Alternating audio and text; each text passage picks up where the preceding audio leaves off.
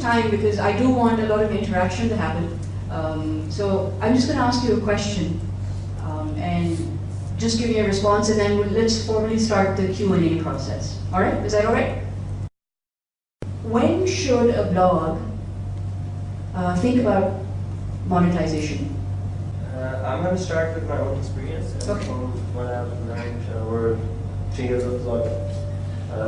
The most important thing is monetization should be a focus from the start. After that, to many people who ask me how to earn money online, and no one is happy with my answer. Okay. So the thing is, sorry. It's one of us 5 people up here. So, when you start a blog or you get into social media, you start any website, the main focus should be getting a lot of users. I'm going to take examples of Twitter and Facebook. Everybody uses them right here, right? So, when these websites started, they had no forms of monetization, and they have to go to like a million users per month. So before they even thought they'll start monetizing. Right. So a lot of mistakes that bloggers do in Pakistan is that they don't have any genuine content on their blog yet, and they have ads already, and that's a big mistake we do. So that's not a good time. The best time is when you have a lot of readers, you know you have a loyal following, you have established yourself, you know people recognize you online, and then you know you can actually have a stable form of monetization right there. Right. And now I'd like to just address the entire panel, including Badasav, if you can also mention. Facebook and Twitter, you talked about, Imran. A lot of people are unable to balance. So they say, oh, let's publish notes or something, or our blog post on Facebook. Let's push it out on Twitter. I'm really confused. I don't know where to read my blog posts anymore. So how do you balance everything out and still maintain that your blog is the #1 place which is actually aggregating all your users? Isn't that a challenge? For all four. Assalamu alaikum. Bismillahirrahmanirrahim. I think Imran बहुत serious start किया था, so I'll go back to English in the interest of all everybody. I'm sorry, my throat is very bad, but I think the main target should always be your landing page. Okay. Everything else is part of the syndication process. And 3 years back, Orkut used to be popular. Today it's Facebook. 3 years later, what will be popular, we don't know. So I think we need to focus on your own content and your own domain, and use these tools as and when they are popular and feasible. So I think not everything is probably feasible for Twitter or Facebook or LinkedIn, because they have their different audience, and I think that depends on where you want to publish that. What about if you still have ads? For example, I know Aisha is here. You run thalassemia.pk, correct? .com.pk. So NGOs and people blogs that are more for activism. How do they? Because usually, I mean, I don't know how technical you are yourself, but I'm assuming that you would rely on the community to help generate that traffic. So is that a way that NGOs and not-for-profits and activist websites can actually generate and monetize? So there are many ways, and some of the ways where these social causes actually monetize is either through direct advertising after traffic generation, or through issuing ebooks, white papers, and those kind of researches which become content baits, so that people are attracted. And as Imran highlighted, I think it's all about you need to follow the user, money will follow you. Right. So I think that's the rule. So if you are following the user, whoever your user is, I think you will have a sustainable traffic. And once you have a sustainable traffic, then you will think of how to monetize. So I think every blog is unique in terms of how they would monetize, or every website probably. Okay, and once again, I'll announce again, if you have questions, and I'm sure you do, please don't curse me later on. I'm telling you, use the opportunity to ask the panel questions. If I can make a question, I think if you can allow them to sit there and ask questions. Sure, that's also okay. Because I'm sure a lot of them don't want to move. They've been walking a lot yesterday. So, especially if you were attending the map-ups. Especially with the hot guys who have traveled 21 hours on Sure, if you'd like to, please just raise your hand and let's yes, please make it brief. I'd like to walk to the mic because I'd like to be heard. Okay. The things you want. Oh, so then use the volume of your inner voice, I guess. Okay. My question is to, my name is Ross Malik, I work for an international media company. My question is to Shirazi Sahab, who said something about corporations hiring bloggers and paying them for writing the reviews. Just repeat it. I just repeated for him. Repeat what? Oh yeah, so his saying is, if you can just probably speak aloud and I'll repeat. Okay, my question is to Shasta that he talked about something about hiring bloggers by corporations and then writing for them and writing product reviews to earn money. So would you like to emphasize on the ethical side of it? I mean, how ethical is it? So because people are reading blogs, they are considering these are the authentic comments of a blogger. So how do you see, paid blogging as an ethical issue? Thank you. Thank you very much for asking these questions. Yes, if giving an advertisement on TV or putting your whole page in the print is ethical, then advertising on this new channel where now people are consulting is ethical too. Now, where comes the discrepancy and the debate which is going on the online world, that once I am recommending a product, is that ethical? Now here it is your own sweet judgment. You as a person who is writing should be able to give your fair and balanced opinion as far as the recommendation is concerned. As far as the corporate sector coming to you and asking for the advertisement, they are absolutely okay. Now it is the responsibility that rests with the blogger. Once he is giving his personal opinion, because this is my personal space. I write what I want to. I write, I don't like it, I should say I don't like it. If I like it, I should. No, this is my responsibility. And that is where the balance is coming. That is why I say, the Coca-Cola comes to me, I write about them. And the next day, Pepsi comes to me, I write about them too. Personally, what I do is, I give the facts, I give certain angles, and leave the audience, and leave the people, leave the readers to decide what they want to do. There is nothing unethical as far as this is concerned. This is what happened. Badr and then Ong. This is an interesting thing. I mean, corporations now, especially like in Indonesia, they've finally woken up that social media is important, so they want to get into that. And really getting people to write about them, review their products, is a legit way, but it's also actually a very easy shortcut for a lot of these corporations. But if you look at the whole implications of social media, why I got into social media in the first place, because I started a very traditional PR company. And the whole implication of social media is that if you're a corporation, if you're a business, you can at some point talk directly to your customers. So you don't really need to go through the traditional media. Now, if you don't need to go through a traditional media, then the middleman between businesses and the media, which are the PR people like me, the middlemen get cut out. Business is gone. And that's why I went into social media. Now, so what I do now, I've reinvented our business. We're consulting to people on how to use this social media to reach their audiences. Depends. I mean, if it's a straight review and the reviewer has credibility, then it will carry through. The danger for the onliners, the bloggers, is that sometimes they start talking about products or services that they have no idea about.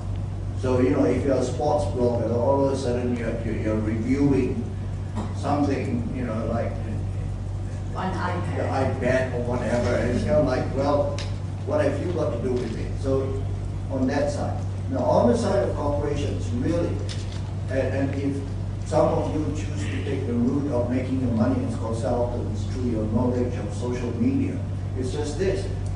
Ultimately, if corporations want to be successful, they have to realize that they have to be their own publishers. To be an effective own publisher, they have to have a very distinct point of view. Because really, we live in a world of commoditization. Everybody sells the same stuff, everybody sells the same services. How do you differentiate yourself? You differentiate yourself by being different, thinking about it in a different way. Apple, for instance, Apple think differently. That's how they differentiate, because they think different, they do things differently, etc. They have a story to communicate. And that's such a great soundbite for Imran's blog also, because his blog address is ithinkdiff.com. So, ultimately, corporations really have to think about what content, it's the content that's important. Then they could employ people to either blog on their behalf or write about it. But the old system of just getting endorsers, just to endorse their product, is very 1.0. In a 2.0 world, that goes only so far. It should be used with actually generating their product. So integrity is what you're talking about. The integrity of the blogger is very, very important. Right. Number one, as you said, the web 1.0 and 2.0 difference, I will take it as push versus pull difference. So the challenge is the conventional media was very push based. You used to do conventional PR. The brand used to do a PR and expect that the media, which are their friendly media, would post it as it is, which is all praise and kind of good stuff about the brand. Social media is very interactive. So the moment you create your first fan page of a brand, and if you've been there for like 10, 15 years in a country, expect to be thrashed for the first few months. They'll come back with their battery problems if you're a laptop company, they'll come back with all kinds of problems there. And then they'll settle down because they know they can vent out on this page whenever needed. But just a little bit of difference of opinion from Shivali Saab. Just to put it in a more legislative perspective, the global kind of standard is the FCC regulation by the US, and now they require that if you do these kind of editorials, which are company sponsored, in which you are in some kind, you are being compensated, you must disclose them explicitly, first of all, which is not being practiced in Pakistan. Two, there is another difference between reviews which Hong mentioned. So there are two types of reviewers. One who copy paste from different websites and amalgamate a different review. And then there are actual reviewers who get a product, either they buy it or they get free product from a company for review, and then they have to send it back, and they're not compensated in any way by the company for that specific review. That is probably a very genuine way of getting the money. And lastly, I think I'll come back to the content part again, which Hong mentioned is, if you have the right content, people will automatically blog about it, and that should be the objective. If you have to probably employ bloggers, that means the content is not sticky enough. That people, so if you do a very good tweet, people would retweet automatically. You don't have to ask them. It's exactly the same way. So I think if your content is really genuine content, people will just follow and retweet or spread themselves as a viral thing. So I think that's the. Once again, I'd just like to ask Imran to share his experiences, because I know you get a lot of requests, including a lot of bloggers who are in the audience, to review products. So is there, do you find that, I mean, how do you monetize that? How do you use it to your advantage? And once again, the focus here has to be monetization, monetizing your social space. So if you can give kind of that perspective also. Once again, any questions you have? So this is the last part that I'm going to talk about on corporate blogging and reviews, and then let's move on to, I want to talk about a little bit about SEO also and content from that perspective, because I know we've got a great team there. So Imran. What happens on my website is that we get products for review from companies. One way is that we have a partnership with a local company, and they provide us products for review, and we send them back. How they benefit from this is that we market the price of the product and tell them how they can buy it from their website. And the second way we get products for review is companies from overseas, from US, Europe, they send us products for review, and we get to keep them. But the thing is, none of them ask us for, a review that should be a vast review. No one asks for that. We give our honest reviews, we point out the flaws, and that's how we work. And of course, the disclosure issue, that's really important. we always keep in mind to make sure that we disclose how we got the product. If it's our own, we remain product we bought, we disclose that. If we got the product for review, whether we're going to send it back or we get to keep it, we have to disclose that too. It's a very important issue, and it can make use. It's on the borderline of ethics. If you don't disclose your source, the product, and then you write a bad review, people are obviously, next time they'll be more careful when coming to your product. How? So, Go ahead. I was actually going to ask from an analytical, from an analytics perspective, and perhaps Ong and Badasab, if you can talk about this. Do companies really care what? One is the integrity of the blogger himself. So Imran is a, for example, he's a great reviewer. People send him products. But what about, do companies and corporations really care to ask you for your analytics? Is that something that they should keep a close watch on? And is there a way to kind of link both up together? Well, yeah, they ask that all the time. How do I measure? Right. Companies are all obviously, as a business, say, look, if I'm going to spend $100, what's my ROI on it, my return of the investment on it? And you could do all sorts of analytics. You could use cloud, Alexa, Google Analytics, everything. It's totally measurable. But the whole important thing is, do they have anything to communicate? And really, whenever clients talk to me about social media, my first question is, why do you want to use social media? Forget about Facebook, forget about blogs, forget about Twitter. Those are just platforms, those are technology. That's the last question you answer. The first question you answer is, well, you want to use social media? Why? What is your purpose? Is it to, one very important use of social media for corporations, is it to use it to listen to what the market is saying? That's a totally underestimated one.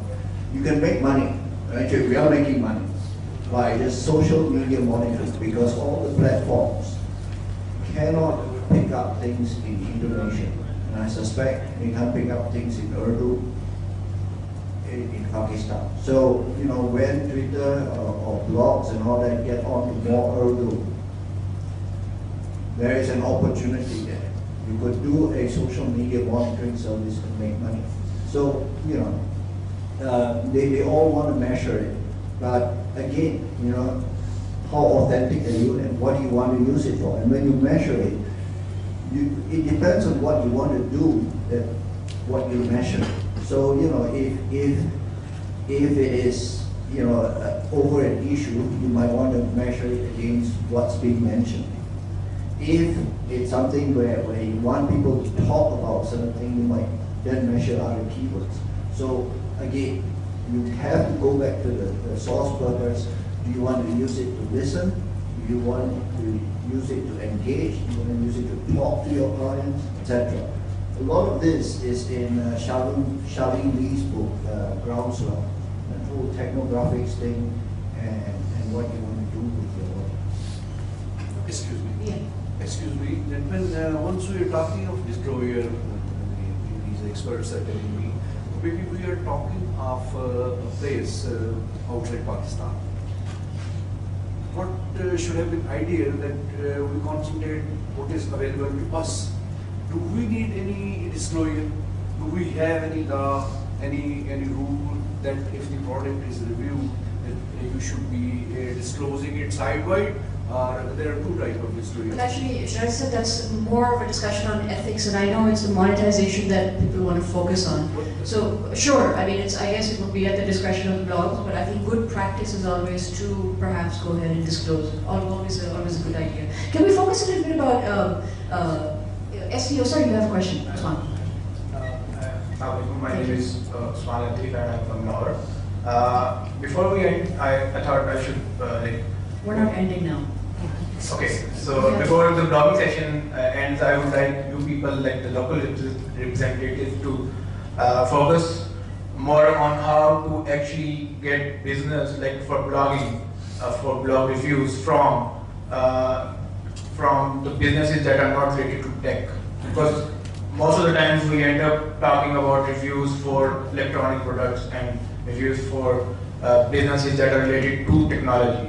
But I believe there are not a lot of companies in Pakistan or probably not even in the world. So there are other businesses as well. So how do you market yourself for the businesses that are not related to tech, and how to get maybe reach out to the businesses, or how should they reach out to the bloggers? Perhaps on when you gave the examples of the traveler or the foodie or whoever. So how did that happen? Is perhaps what he's trying to ask. Right? Well, again, it depends on what you're selling, right? And like the video that I showed you, it's just two sisters that decided that they wanted to sell clothes. So in that video where they're dancing and sort of like fluttering eyelids, etc. out on you, which got a lot of hits.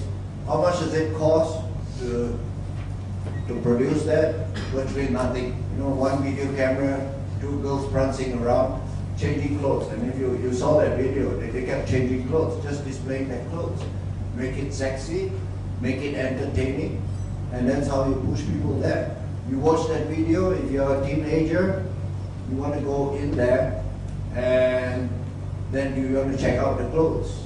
And once you check out the clothes, you might want to buy it. Are you asking how bloggers should pitch to businesses, or the other way around? Yeah, actually, I think the local representatives are aware of the situation in Pakistan, because people don't know about blogging. So that's my focus, is that how to probably teach or maybe make them aware of the usage of what blogging can bring to them or to their businesses, apart from the technology side. So that's my point, because we are we cannot go into the niches. In Pakistan, you cannot write a particular blog on clothing only, because you are landlocking yourself in terms of monetizing, because there is not much business available online, or they are not aware of at the moment. So that's my point, that how to make them aware, or how, if they are interested, how should we know, or how should the bloggers reach out to the businesses, like any marketplace, or where should we see the interest from the businesses.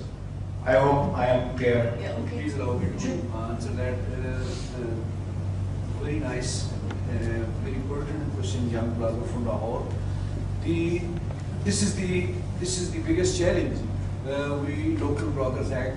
The problem is that so far local content is not there, or there's a dearth of local content.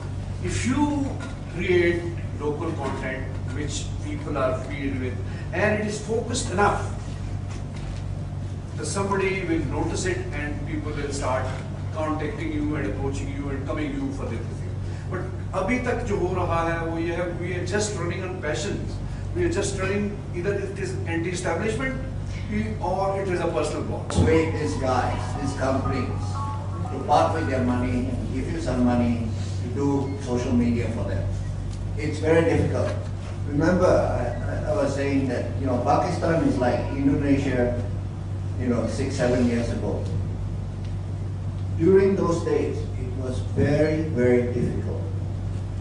We were trying to persuade people to get into social media, companies to get into social media, and they look at you and say, "What are you talking about? Facebook is what my daughter gets into, and serious people like me don't get into."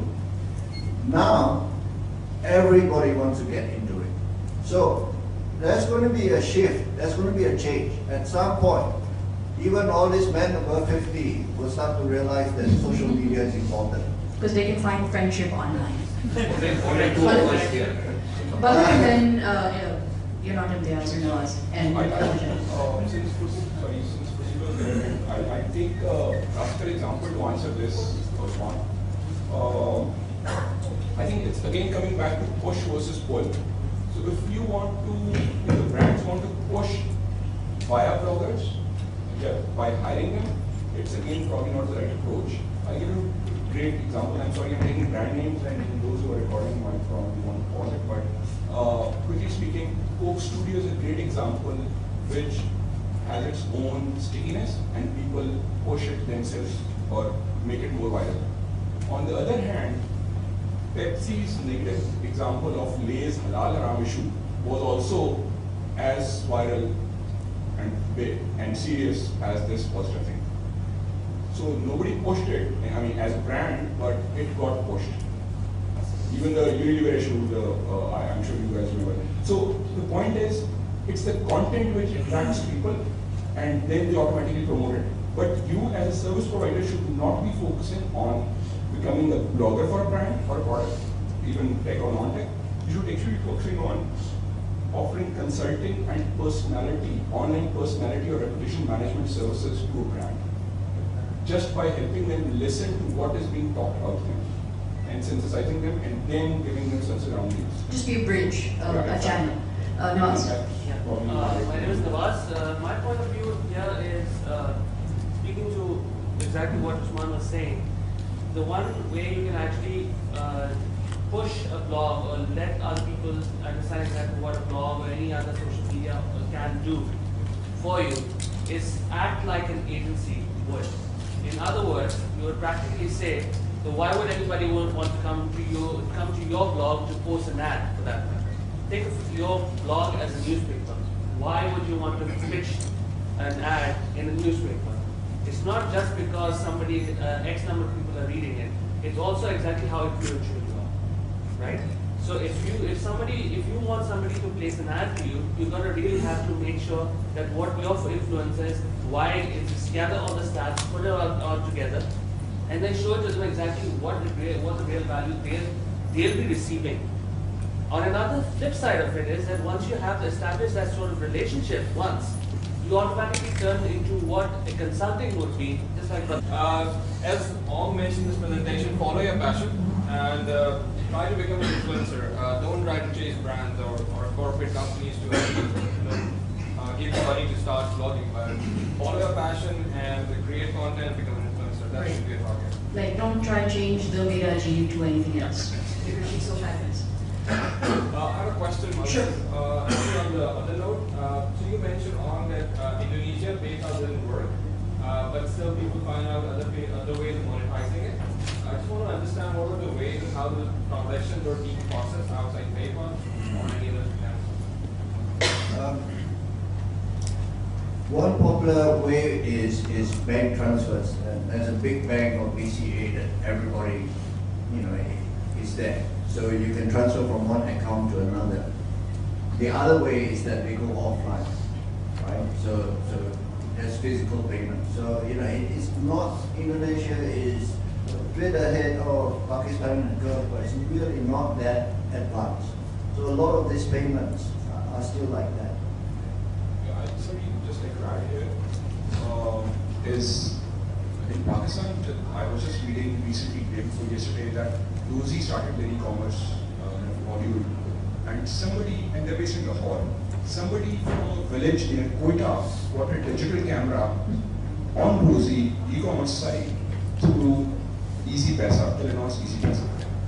So that's another way in Pakistan. And in Pakistan, there is one more thing which is very popular, which is called COD, cash on delivery.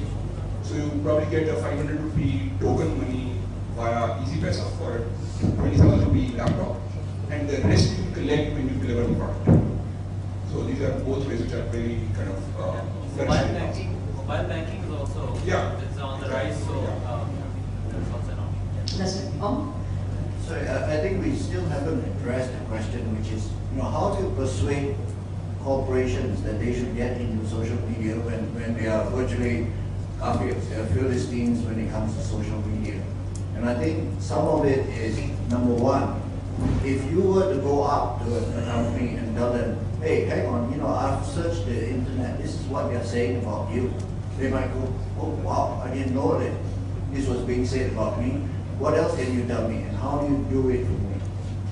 One thing which we do is we actually run workshops, and we actually get them to pay us on social media. It's Social Media 101. Because one of the advantages that all of you onliners have is knowing how the online community works. This is so counterintuitive to corporations that you actually have got this great asset before you. Corporations and a lot of actually even newspapers, they all live in a 1.0 world where the law of the jungle prevails. Law of the jungle, you've got most resources, etc. You win. You can advertise, you can pay people to endorse you, etc. You win. Then the 2.0 world, it's the law of the campfire, which you guys should be excelling. Law of the campfire, who comes out ahead in the campfire is the person that can tell the best stories, the most entertaining stories, you know, gives you the best information, and tell all the horror stories so you get the girls to sit next to you.